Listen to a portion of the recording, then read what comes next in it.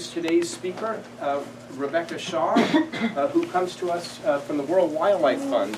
And I had the pleasure of meeting her last year when David Wake and I were at a dinner that was associated with the annual meeting of the advisory board of the World Wildlife Fund in San Francisco. And we were lucky enough to sit at the same table together, and we got to chatting. And I thought, well, what a wonderful opportunity to have somebody come and speak to us, who most of our talks, of course, are from academics who give sort of standard research talks. But as you'll hear, Dr. Shaw is involved in conservation really at the front lines. And the World Wildlife Fund must be one of the largest conservation organizations in the world, if not the largest. And they have a reach all around the globe, and her job is the chief scientific officer. So I know that there are a lot of students who think, well, here I am getting a PhD at Berkeley, but I may not want to go on in academics, and so I'm hoping that today we'll hear about some applications of the kind of work that we're all trained to do outside of academia. And that's extremely relevant in the world today. Dr. Shaw has a master's in environmental policy and a PhD in energy and resources from here at Berkeley. So she's no stranger to Berkeley or the idea that we start everything at 10 minutes after the hour. That messes you up for your entire career. I sent around some links earlier. I hope people had a chance to look at them describing. One of the things I enjoyed was this interview with her where she was asked a number of questions about sort of what got her started in conservation. And she said, when I was younger, I wanted to cure cancer. And then she went to the Amazon and everything changed. So I'm delighted to be able to welcome you today to speak. I'll say if there are people who want to meet with her and who were not able to get on her schedule, she has some time late this afternoon, so come up and see me after the seminar, and we'll try to squeeze you in if you would like to meet with her. So please join me in welcoming Rebecca to the MBZ. Thanks so much for inviting me to talk. I'm so grateful to be here, and even a little nervous because being the chief scientist of the Worldwide Fund for Nature in most of the countries we work in, but in WWF US, it's World Wildlife Fund. But it's the same organization, and we work in 100 countries. But as the chief scientist, you would think I would be the world's most foremost expert in species and in genomics and genes and speciation, but I am learning so much today talking to all of you about the work you're doing, and my mind is just running a gazillion miles an hour about how I can take what your research, your findings, and your ideas into the conservation realm and actually see how I can use it. And that is my job as chief scientist. At WWF, there's absolutely no way that either me or my team can know enough about biodiversity, the threats to biodiversity, and the solutions to biodiversity in their entirety and do our job really well. So we really count on having a core science group that has networks across the globe that pulls on expert partners over and over again for bringing the kind of expertise to the table. So I hope I'm able to give to you as much as you're giving me today in this conversation. So today I want to talk about the Anthropocene bottleneck, and I know a lot of you talk about bottlenecks in speciation and in populations. But we're actually experiencing something in the Anthropocene that is phenomenal. And I'm going to go back and to talk about my very simple beginnings when I thought the world was a little bit more simplistic, when I thought really the manifestation of climate change was going to be warming, and probably warming alone that was going to have the most impact. And that's, of course, that was when I was a first-year graduate student, didn't know a whole lot. But then the world was a lot simpler then. This is a picture of the longest running warming experiment that was at Rocky Mountain Biological Laboratory in Gothic. And it was started by John Hart, who was at Energy and Resources Group, who was my PhD advisor when I was here at Berkeley. This is a picture, I don't know if you've seen this before, but this is a picture of a mountain. Here what you have is control plots and heated plots. And what we were looking at here is what is the impact on all the hierarchy of biology and biogeochemistry. What is the impact of warming going to be on these high alpine meadows? And so this is the same picture, kind of, but this is with the snow, and here you see the heaters again and the mountain in the background. And so for nearly 30 years, the warming experiment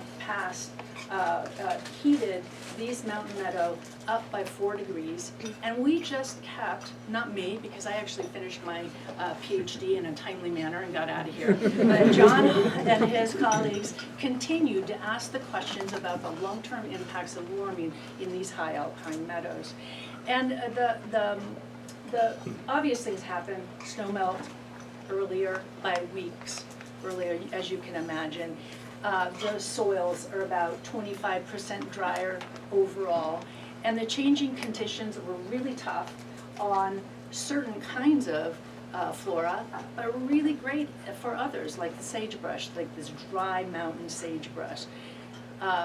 So the sagebrush did much better, and this is exactly, John went on to advance this research and apply it across a range from very high altitude to very low altitude to compare, is what we're seeing here in this experiment what you would see on this altitudinal gradient, and it is the same. And so some of the things that we were finding throughout this, and this is again a picture of somebody in the meadows. This is a schematic that I did probably in 1991 that is still being used on all the websites, embarrassingly, because the graphics are a whole lot better nowadays. This is here's where the forbs, the rich, lush forbs are, and where the sagebrush is, and what we see is in the heated plots, the more of this looks like sagebrush. And actually, that's what we're actually seeing across the globe. And the impacts are pretty substantial. And I'll just talk a little, just really quickly about those 30 years of this warming experiment. We saw physical impacts, the lengthening of the growing season. We saw individual impacts, earlier flowering in some wildflowers, leading to disruptions in the timing, flowering and the pollinator interactions. We saw species impacts. Several species of wildflowers ended up being sort of on the edge of extinction within those plots. So I'm saying, I use that word so loosely, so forgive me. But you can imagine if this is happening across the globe, that you wouldn't have a neighbor just in the control plot next door to repopulate. We also ended up seeing population impacts. So the warm plots shifted from wildflower-dominated moist meadow to the subalpine meadow sagebrush. We saw ecosystem impacts, so a loss of carbon in the soils, a loss of carbon in the system overall. And I point this out, and as far as I know, we didn't do a lot of genetics work, but it could have been done. But I say that we saw these impacts at all levels of biological organization. And this is where I began to see that these things that were going to happen on the planet and climate change were not so simple, and the interacting levels of biological organization is super important to understand, particularly the negative feedbacks and the positive feedbacks. And you have to keep that all in your mind when you're hypothesizing what could possibly be the endpoint of this master experiment that we're playing on a globe.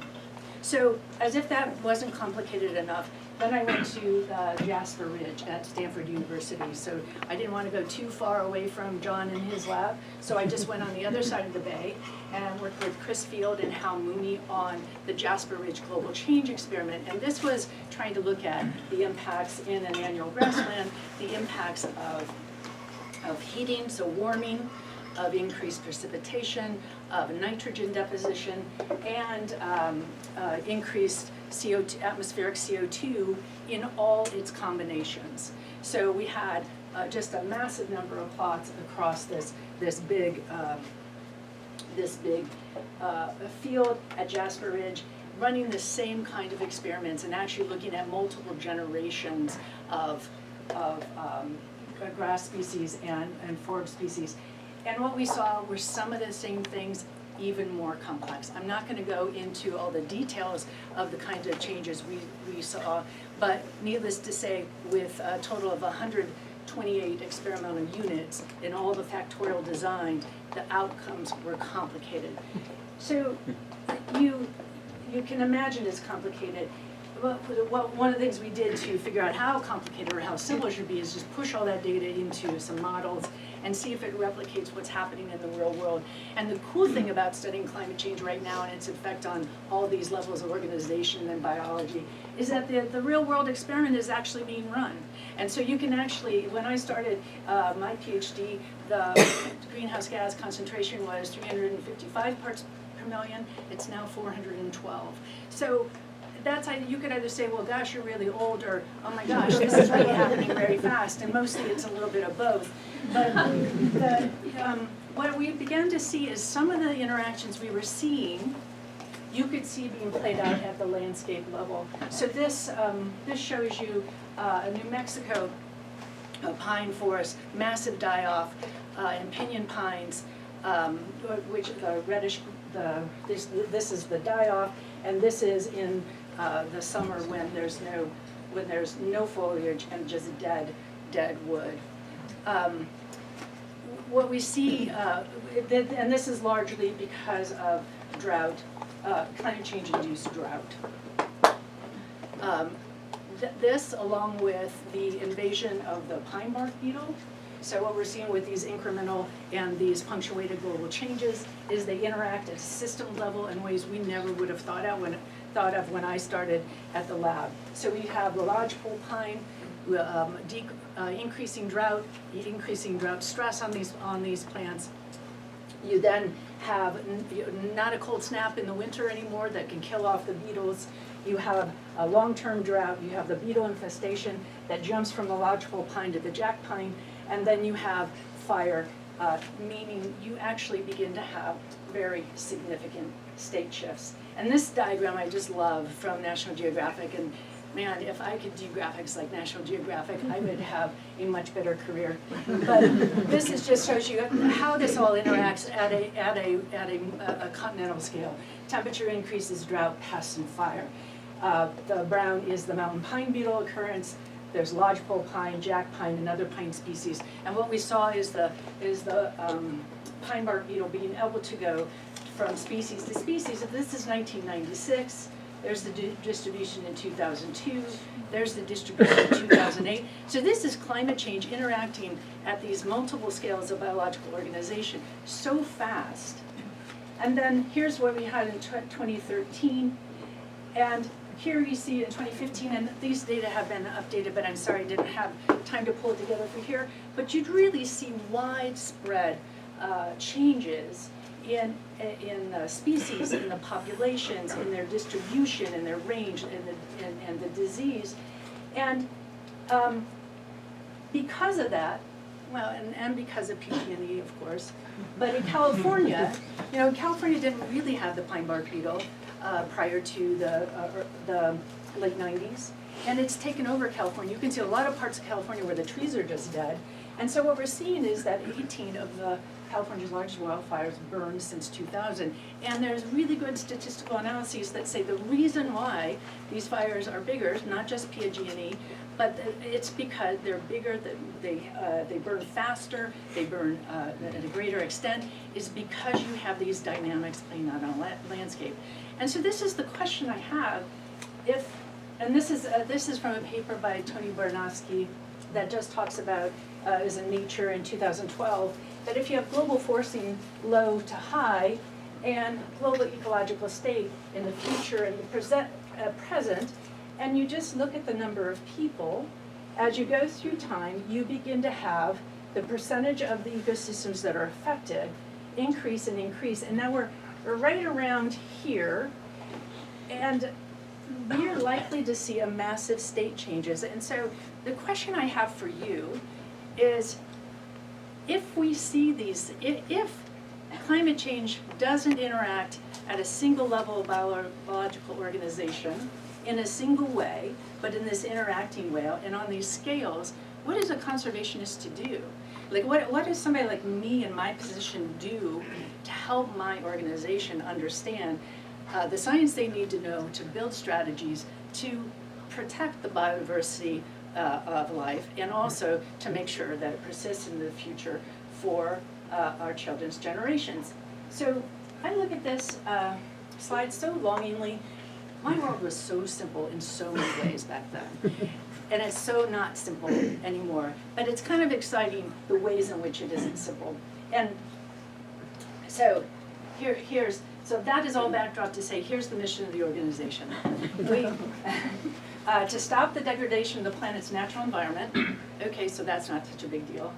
And to build a future in which humans live in harmony with nature. Okay, that's a little bit more of a big deal. And by conserving the world's biological diversity and ensuring that the use of renewable natural resources is sustainable.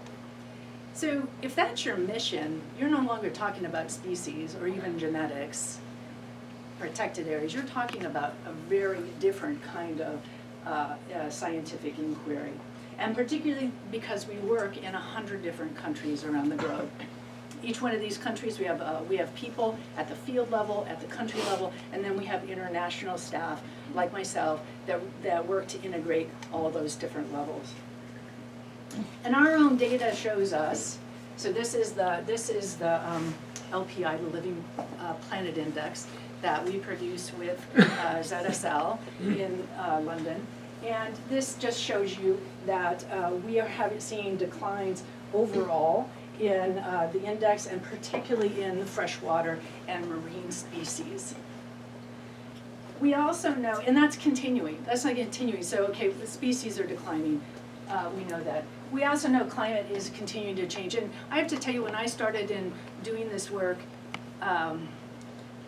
we never anticipated the severity of what's happening in climate change right now. And it's not because we weren't imagining those changes, is that we just didn't understand some basic feedback loops between the climate and the natural systems. But we're understanding them better and better now. The models are better and better. And we have more, because so many of us have been working on this for so long, we have an intuitive sense now that we didn't have about what's important or what might be left out, and what kind of information from all those levels of biodiversity do you need to pull in to understand. But know that we are at just 1 degree Celsius global mean temperature change, and we are just seeing radical changes on the planet, like we never would have imagined not that long ago. So species are declining. Climate's changing more rapidly than ever. 75% of the built infrastructure that will be in place in 2050 does not exist yet today. So think about doubling and then doubling the infrastructure on the planet. So that's all roads, that's all railroads, it's all phone lines. It's absolutely everything. Even the renewable energy, the solar energy arrays and stuff. This, since habitat destruction is one of the top threats to biological diversity globally, this is a big deal. And as you all know, the changes in cultivated land to feed a growing population. Twice as much land, it needs to be, we need to increase the amount, double the amount of production in the next few years, but with no idea about where we're going to do that, and certainly no idea about how we're going to do that sustainably. The UN report, I think probably a lot of you are familiar with the IPBES report, the Intergovernmental Panel Policy and Science Platform for Biodiversity and Ecosystem Service, came out last May. It was actually a phenomenally good report, and really, I think, took some of these ideas and really honed them for a mass audience like we haven't seen in a long, long time, and really helped us understand, help more people understand how interconnected these problems are in the future. And it had this big headline that 1 million species in the next coming decades will be threatened with extinction. But it was intended to be policy relevant. You know, it was a government-approved outline. It was done under the auspices of the nations of the world. It is inclusive and representative, like I never saw the IPCC. It's really amazing the kind of authors that they had and the range of people they had as input to the science document. It really did a really nice job of highlighting the connections between people and nature, and the thresholds, the synergies, and the trade-offs. I don't need to tell you how dire the situation is.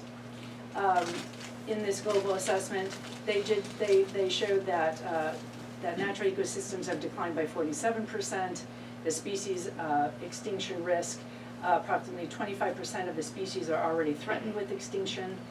The biomass and species abundance, massive declines by 82%. And of course, one of the things that we care very deeply about is making sure that we're able to ensure the long-term viability of all the diversity of life, and including indigenous and local communities. But even there, we find that 72% of the indicators developed by indigenous and local communities show ongoing deterioration of the elements of nature that support their livelihoods. One of the things I think that was really important about this report is that even though the definition of biodiversity is super inclusive, it's genes, species, populations, ecosystem, habitats, ecosystems, and ecosystem services. It's defined very broadly in the United Nations framework. We hadn't really embraced that, but in this document, it really made the scientific argument that we needed to be thinking of all these levels of biological organization, from genes to ecosystems, and we needed to be thinking about all the flows from those systems to people that support both biodiversity and support people's livelihoods.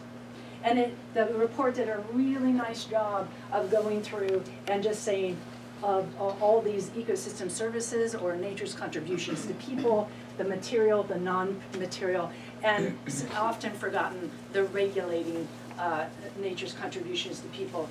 So again, I gotta ask you, if you're a conservationist, what do you do with all this in the Anthropocenes? Humans dominating the planet, and the ecological and atmospheric systems fundamentally changed. And we know we're hitting up against these planetary boundaries.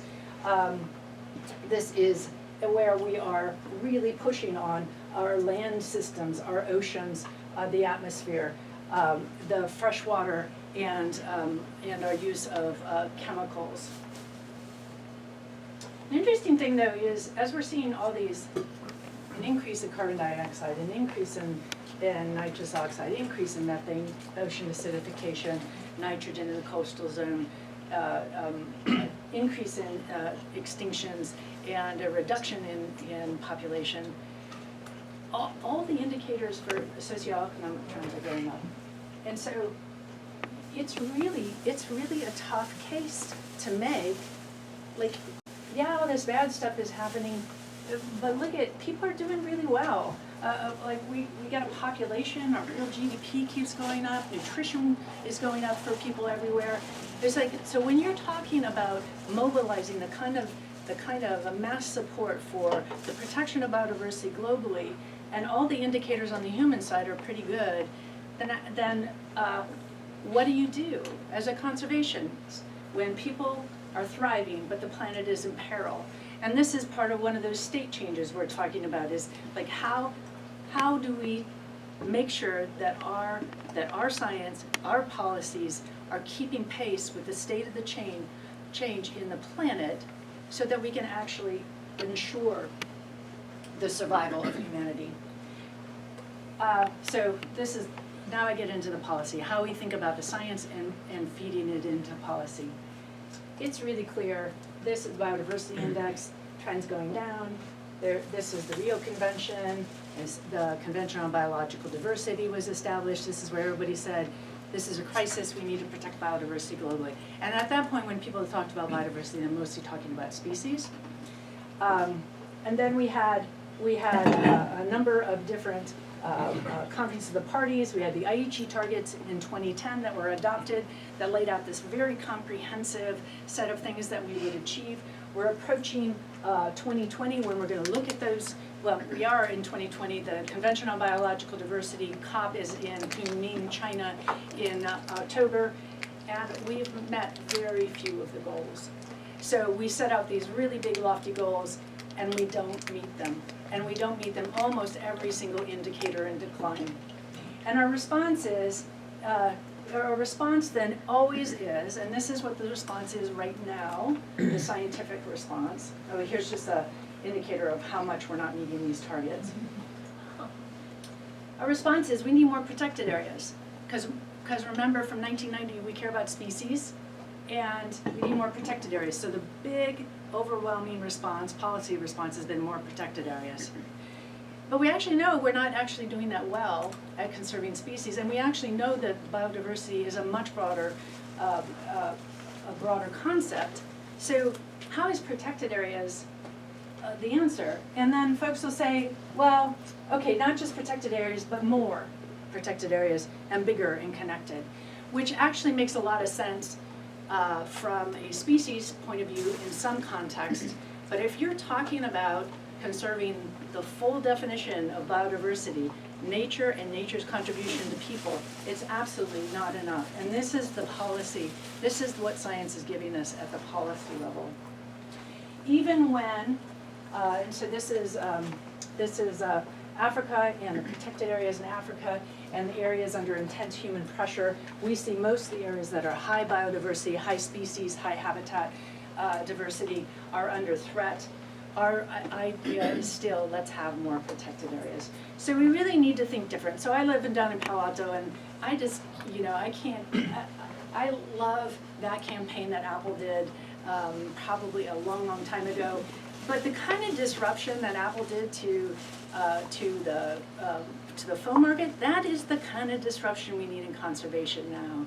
And so it's my big call out to the universe to say, we need to be thinking differently about the kinds of science we're bringing to the table to solve the problems. It's no longer enough just to know about species. So when we think about not just the transition in ecological state to a whole fundamentally new place, the way Tony Barnowski's diagram showed, we need to think differently about our engagement with markets, with finance, with the policy process. And then science has to be there at the table informing it in a decision context over and over and over again with the body of evidence, not with a shiny new object, a paper that comes out that describes something that really isn't that generalizable or that doesn't pertain to that many places on the planet. We need robust body of evidence really feeding into this process. So this is, and we need to be thinking about biodiversity, climate, and the sustainable development goals all in one. And so we need an integrated solution, and this is what we are really working on. And we have a number of efforts going on where we're working with the folks from IPBES, trying to understand if you are going to design the world today to protect species, to protect the genetic diversity, to protect habitats, and that diversity on the nature side, and also understand what people need from nature, what would that look like? How can we think about mapping for that, planning for that, paying for that, and making sure that there is general consensus in our communities for doing that. I think we're getting there, but governments, the private sector, and public need to understand this priority and get together. We have, so an integrated solution, you can imagine, so this is the SDG, would identify lands and waters for ecosystem services to support human well-being. And that would be whatever scale is important to whatever population of people. You would also think about that being that would be a base of this pyramid. You would also want to maximize ecosystem-based climate mitigation and adaptation strategies as well. And you would also want to, on top of that, think about your identifying biodiversity priorities and gaps, so that if you were to draw, so that you're not asking for any one of these vehicles to deliver a whole Earth, but we begin to integrate both the science and the policy to deliver a whole Earth. And of course, the private sector, a key component of the driving the threats for our climate and for ecosystem services and for biodiversity. You need to have the private sector including science-based targets in the operations, in their accountability, and in how they run their businesses. So an integrated solution might look like, and we're working on this at a policy level and infusing science into it in every way we can. You might still want protected areas. So 30 by 30 is something you might hear. It's 30% of marine, terrestrial, and freshwater ecosystems under protection or sustainably managed by 2030, on the road to 50 by 50, which is the same but for 2050. You would think you want 1.5. We actually need to achieve 1.5. There's almost not a lot of hope right now that we're going to do that, but you got to go after it, and you got to go after it fast. And you would really want to make sure that you are maintaining nature's contributions to people, so, because when people don't thrive, neither can biodiversity thrive. And we've seen that in communities across the world. And what you need from the science is to tell you what's the roadmap for doing this, so that one agenda doesn't undermine the other, but they become synergistic, and the public and private sector is there with you. So this is a really ugly slide, but this is the kind of thing we're working on right now. And you can see that the kind of science that you all do and the kind of science that I do goes into figuring out how you get this synergistic play between these major global policy frameworks at a global stage and in communities. So first off, so I'm going to just quickly run you through some of the ways we're thinking about doing this, and the teams of people I have across the planet working on this with me. The targets here are not good, and they need to be better, and they need to be more systematically connected to the targets of human health and well-being. And so we need better connections between the scientific connections between what the biosphere delivers and what people need in order to thrive. We also need to know, and so this is a paper, a graph from a paper and review in Nature. We also need to know what combinations of interventions are actually going to be successful. So this is, I'm going to roughly tell you what this is about. This is if you look at different scenarios through time, and the difference to the 2010 indicator value. If you want to bend the curve on biodiversity, whatever, you can either use over here species, you can use nature's contributions to people.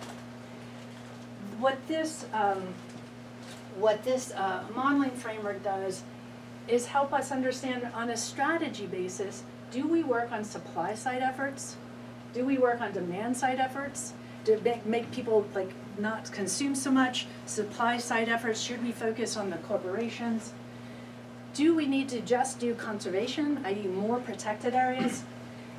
Do we need a combination of these, and which combination of these are actually going to help us on the road to recovery so that by 2050 we can have a thriving planet? So you can see that supply side efforts alone, so this means trying to get agricultural companies to do things really differently with how they actually grow crops or something like that. Isn't going to do it. That gets us way below the curve. You can see that conservation alone isn't going to get us there. You can see we can get about break even in 2100 if we have conservation and supply side efforts. But the way we really make the biggest ground is that we have integrated action portfolio, which actually includes synergistic demand side, supply side, conservation efforts, and all together. And this is what we're seeing in every scenario, no matter what we do over here. And so what we're trying to do, we call these sort of like, we're trying to break down this line and say, if that's true, then in Africa, what do you actually need to do? What's the combination of strategies you need to put together on supply side, demand side, and conservation interventions to get an outcome that gives you thriving communities?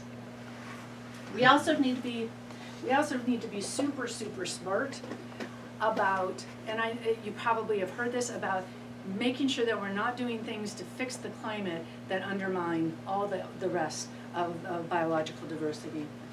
We did see one particular scenario that was drawn up that said, if you could just hold fossil fuel emissions, if you go through time, this is global carbon emissions, that NCS stands for Natural Climate Solutions, that we could put ourselves on a 2-degree pathway if we just focused on natural climate solutions. So that means more forests, stopping deforestation, reforestation, and restoration efforts, building up carbon in agricultural soils.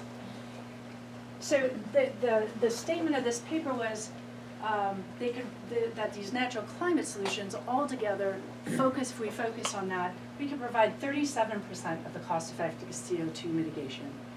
The problem is, though, and this is the importance of keeping your eye on how these things interact, that the result of holding fossil fuel emissions stable as opposed to declining in those years means that you end up with a burden of the 10-year delay, which means you cannot meet your end of the year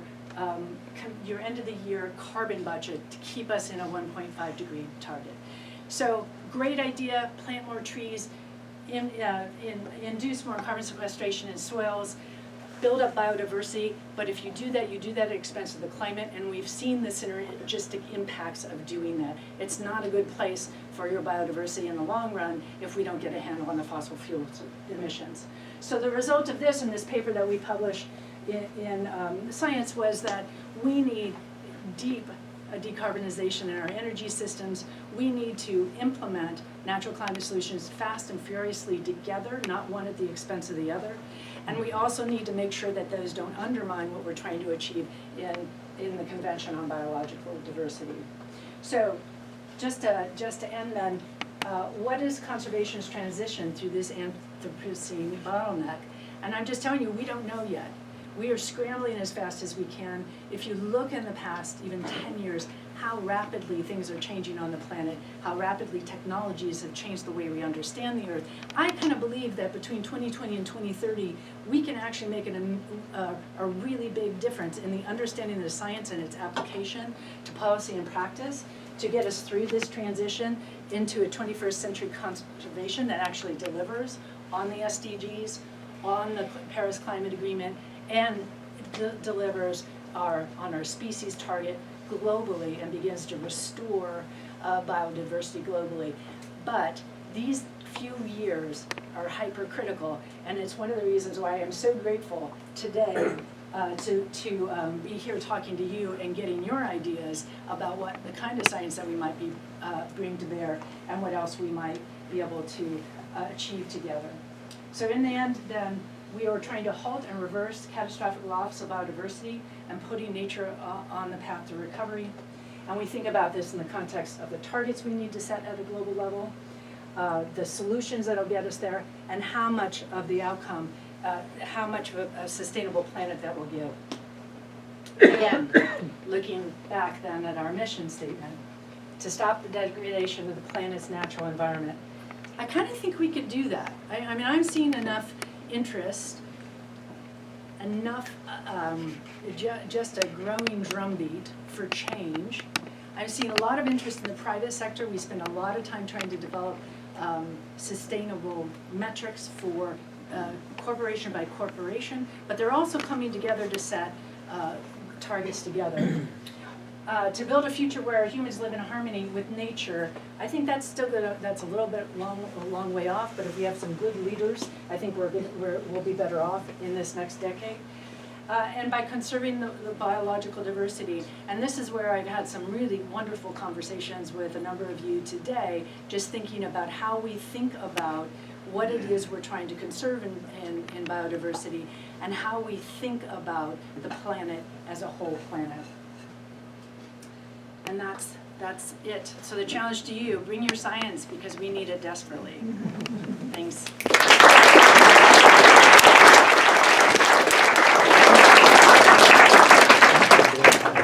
Somebody can get the lights. I'm sure Rebecca would be happy to take questions. Go ahead, you call them. Yeah, so it seems like having such an integrated sort of response to all these problems we're facing would benefit by having a cooperative government that takes science and facts into consideration. I'm just curious, given that we don't really have that right now, how that's impacted the strategy of WWF, and whether you're trying to go around the U.S. government, or whether you really need the U.S. government to be cooperative in order to make these things happen, in your opinion? Yeah, so the U.S. is only one country. Yeah. And so we work at 100. And while we are seeing some of the same kinds of responses, or the same kind of political movement away from a sustainable planet in other countries, the majority of the countries, particularly those in the global south, are really coming to the table, because they're the ones that feel the impacts most acutely and much more quickly than the developed world does. Europe is on board, the UK is on board, China is on board. This is where I want to say is it would be better to have the US taking a leadership role, and we saw that, what can happen when the US took a leadership role. We'll be there again, and meanwhile, the rest of the countries in the world are moving forward. So the story is not played out yet. We still have a decade to save the world. Yeah, we got a decade. Yeah. Thank you so much for your talk. I was just wondering if you could explain again the idea of demand side and supply side. Oh yeah, I'm sorry. It's so common. So that's an integrated assessment model, and what we're trying to do is not look at what the action wedges should be. So if you think about, we really focused on in that modeling study on the expansion of agriculture as a major driver of biodiversity loss and the loss of ecosystem integrity. And when you think about agriculture, so we think about a different kind of strategies to work in the agriculture sector. So if you are working on the supply side, you work with the producers. You try to change production, you try to change what's produced, you try to get them to be more sustainable in a bunch of different ways. And there's really good models that show if you use less nitrogen, if you have this kind of, then you'll have this kind of impact. And so there's just a lot of, the modeling frameworks for doing this stuff rapidly have exploded in the last few years. On the demand side, it's how do you change consumer choice? How do you get people to eat less meat? How do you get people to choose local, if that's the most environmentally friendly way across a range of indices? And then the conservation piece is, do you just do more conservation? Protected areas, more protected areas, bigger, connected. And so with the modeling shows you, which is might be kind of a duh, but it's not really, because the global modeling also gives you kind of regional modeling, and what you would do in Africa is different than what you would do in South America, different than what you would do in North America. But overall, on a global scale, what it says is if you do all those things together, and the things you do place by place are a little bit different, you can actually be on the road to restoring biodiversity and nature's contributions to people by 2030. And I think the reason why that's so important is because it calls for an integrated response between the public sector, so the UN's not going to do it, and any single government, national government can't do it, public sector, the private sector, which finances all this bad stuff, right?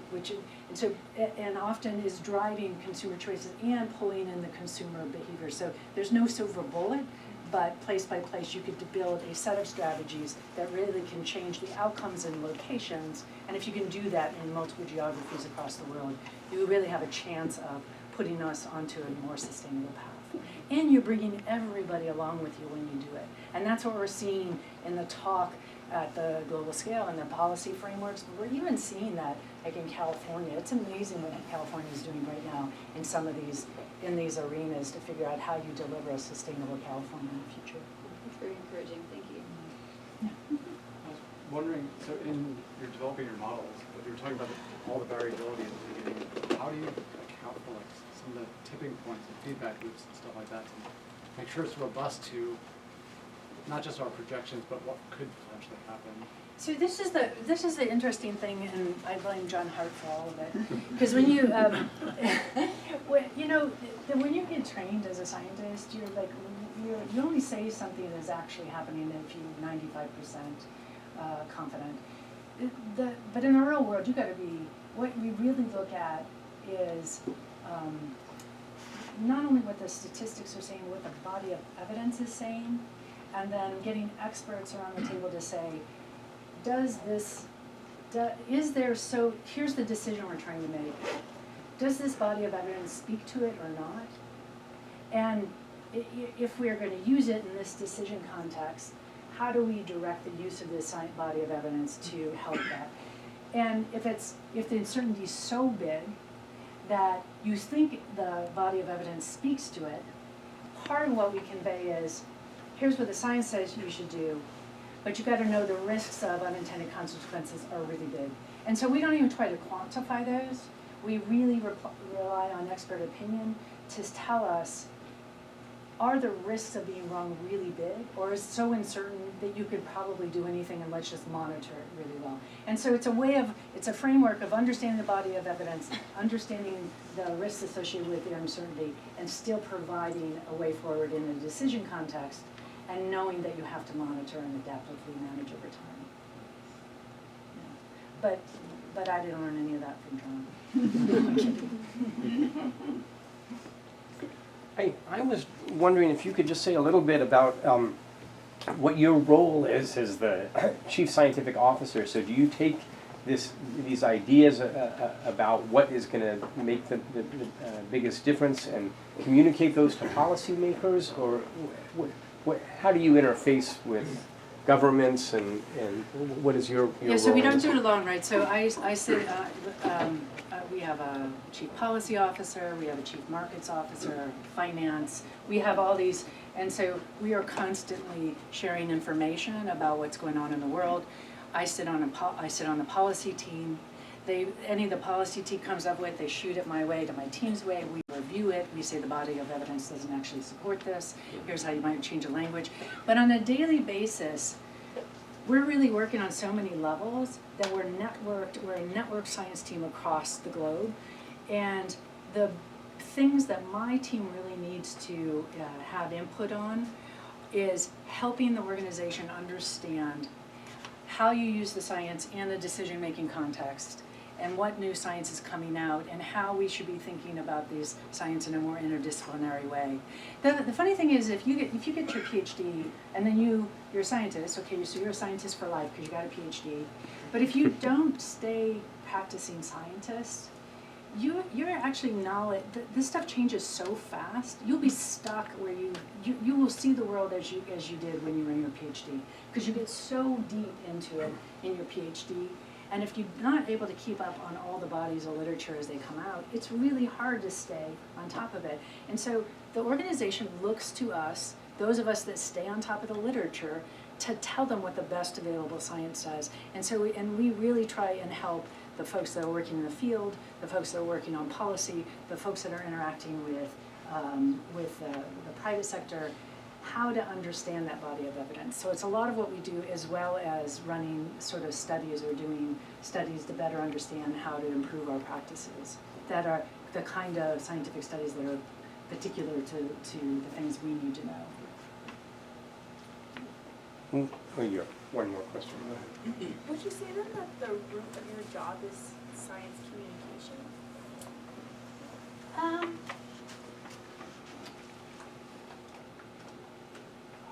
So it is really important, and my entire team are all really good communicators about the science, right? And so it's an incredible skill set. but we're still doing original science that we're publishing. We're still publishing in the intersection between science and policy. And we're still, and it's really important that we be able to design a framework for people, other people understanding science, both within our organization and external to our organization, so that really crazy things aren't misconstrued. And so, yeah, communication is so important, and be able to articulate the nuances of the science without dragging people down into the details of the p-values is super important. But it's not just science communication. In fact, the team kind of bristles a little bit if we're called communicators, because the communicators, particularly in our world, do something very different than we do. Yeah. Just kind of wondering, to what extent, if any, is biosynthesis on the radar screen at WWF? Is that seen as an avenue for exploration in terms of solving things in the future? We don't know. And just like geoengineering, biosynthetics are, there's bits of it that could be very useful and bits of it that could be hugely problematic. And we don't have governance systems for either of them that are adequate to take us into the mostly beneficial use of them. And so I would say one of the things that we're doing most, first and foremost, we don't have positions on biosynthetics, we don't have positions on geoengineering, but we're taking a cautionary approach that you need a governance system, you need to understand the array of consequences and the kinds of oversight you need in the development and the application of those to deliver the kind of world we're looking for. And we need to be at the table when those discussions are happening.